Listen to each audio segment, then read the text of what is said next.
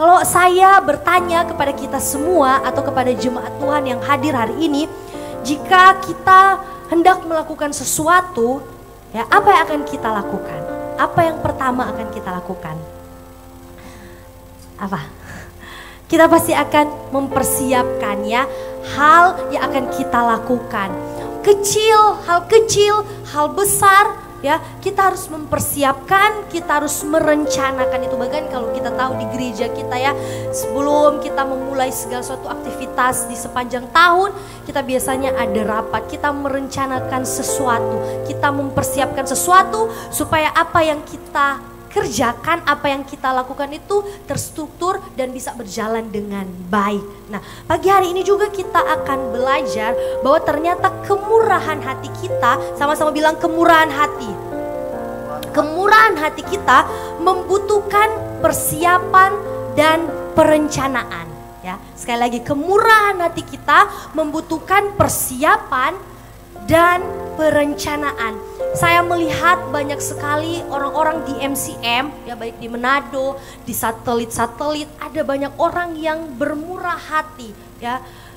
Ada orang yang mereka mengambil keputusan, mereka merencanakan, mereka mempersiapkan sesuatu yang mereka akan berikan untuk gereja. Dan saya percaya bahwa mereka adalah orang-orang yang mempersiapkan kemurahan hati mereka, ya, bukan cuma langsung tring, tapi mereka mempersiapkan, setidaknya mereka mempersiapkan mungkin mental mereka, hati, motivasi, mungkin keuangan mereka, jadi semua dipersiapkan. Nah, hari ini kita akan belajar dari kisah bangsa Israel bahwa ternyata Tuhan dengan sengaja, ya, atau dengan sengaja meminta umat Israel, ya, mempersiapkan apa yang akan mereka berikan kepada orang-orang tertentu. Mari kita lihat di dalam Imamat 19 ayat 9 sampai 10. Sekali lagi, Imamat 19 ayat 9 sampai 10 bilang begini. Pada waktu kamu menuai hasil tanahmu, janganlah kau sabit ladangmu habis-habis sampai ke tepinya.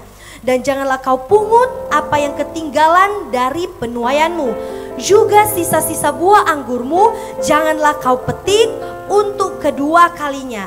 Dan buah yang berjatuhan di kebun anggurmu janganlah kau pungut.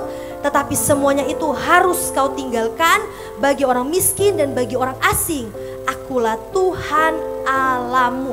Kalau kita baca secara keseluruhan kitab Imamat, ada 2 kali Tuhan mengingatkan kepada bangsa Israel. Yang pertama berbicara tentang mereka menguduskan diri, lalu yang kedua berbicara tentang hari-hari raya, apa yang harus mereka lakukan. Di dalam kedua perikop, ya, di dalam Imamat 19 dan 23 kita bisa melihat Tuhan mengulang hal yang sama.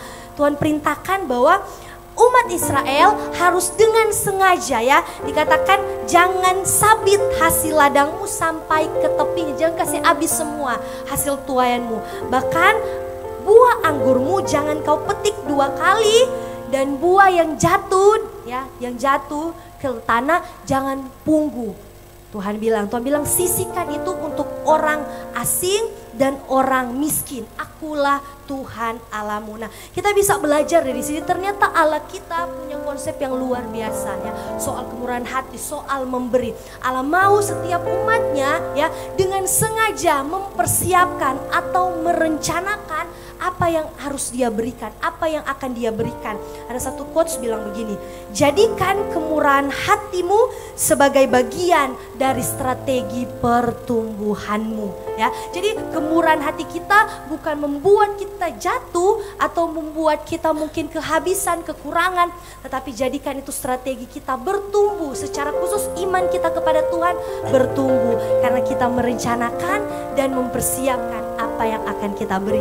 Mari berilah dengan bersukacita. Saya percaya bahwa kita punya banyak hasil tuaian. Amin. Kita punya kebun-kebun anggur dimanapun, ya, mungkin kebun anggur dalam kutipnya mungkin dalam pekerjaan, di dalam usaha, kita bisa sisihkan dengan sengaja apa yang akan kita berikan untuk Tuhan dan untuk pekerjaan Tuhan. Selamat memberi, berberilah dengan bersukacita karena kita tahu bahwa Tuhan sudah lebih dulu melakukan yang terbaik buat kita, ya. Bahkan kemurahan hati pun Tuhan kita bisa lihat, ya, ketika dia merencanakan satu rencana yang besar, dia memberikan anaknya yang tunggal, yaitu Tuhan Yesus untuk kehidupan kita. Jadi mari kita lakukan juga, ya.